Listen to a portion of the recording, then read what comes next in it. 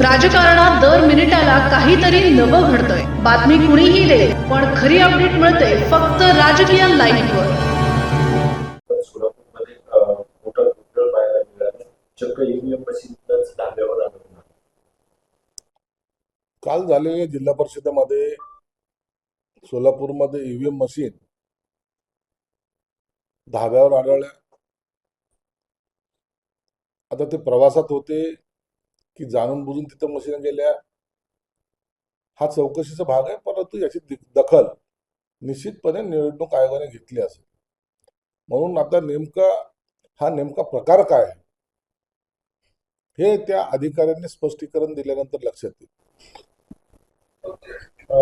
उपमुख्यमंत्र्यांचा अपघातीत मृत्यू 10 दिवस झाले, पण त्यात आता वेगवेगळेच दावे संशय व्यक्त केले. अण्णा गडकरी यांनी संशय व्यक्त केला. पायलटचा 50 कोटींचा विमा होता, सुसाईड बॉम्ब अँगलने ही चौकशी झाली.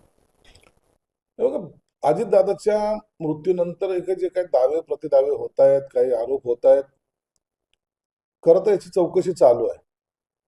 आणि जेव्हा चौकशी चालू आहे तर त्याच्यामध्ये आपलं काही मत किंवा आक्षेप नोंदवायचा असेल तर आपण तो पोलिसाकडे नोंदवला पाहिजे, त्याला ऑब्जेक्शन नाहीये. परंतु रोज एक अजितदादांचं जाण्याचं दुःख कमी आणि ह्या आरोपाचे फायदे जास्त झडत चालल्या. ते राजकारणासाठी बरोबर नाही. तुम्हाला जागा दिलेली आहे तिथं तिथं मांडा ना तुमचं मत काय असेल ते. त्या विमानाचा विमा 50 कोटीचा होता असं कळतंय. आता पायलटचा विमा 50 कोटीचा होता, एक नवीनच आता येते समोर येते. म्हणून या सगळ्या गोष्टीचा चौकशा जरूर होतील. सीआयडी चौकशी करते, आणखीन कोणती एजन्सी चौकशी करत असेल. परंतु आता याच्यासाठी थोडा अवधी लागेल. त्या अवधीनंतरच या सगळ्या गोष्टीचं स्पष्टीकरण होईल.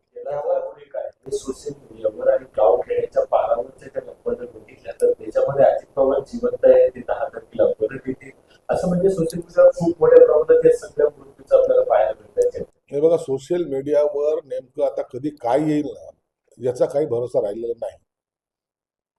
काय चर्चा घडतील, कशाच्या बाबतीत घडतील, आणि म्हणून आता हे सोशल मीडियाचा लोन हे सर्वसामान्य माणसाला कन्फ्युजन जास्त करतं.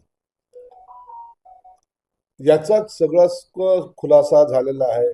अंत्ययात्रा झालेली आहे, पुतळा बसवायचं काम चालू आहे, म्हणजे जागा ठरते. आणि अशा वेळेला अशा जे काही बातम्या येतात मग माणसामध्ये कन्फ्युजन निर्माण होतं. म्हणून परंतु आता जी झालेली दुर्दैवी घटना आहे त्याच्यावर आता अशा प्रकारची वाच्यता करणं योग्य नाही. राष्ट्रपतीचे आमदार म्हणतात की अजित पवारांच्या जो पायलट होता त्याने इन्फोडाईज केले गेले. आता हा नवीन शोध लागलाय, मला माहित नाही. या बाबतीमध्ये तर अजितदादांच्या बद्दल बोलणं मला वाटतं आता गैर आहे. अशा प्रकारचे आरोप करणं सुद्धा गैर आहे. मोहन भागवतांचं एक वक्तव्य आहे, संघाचा सर्वसंघ चालक हिंदू असेल पण तो एससी असो किंवा एसटीचा असू शकतो. संघाचं एक आपलं धोरण असतं.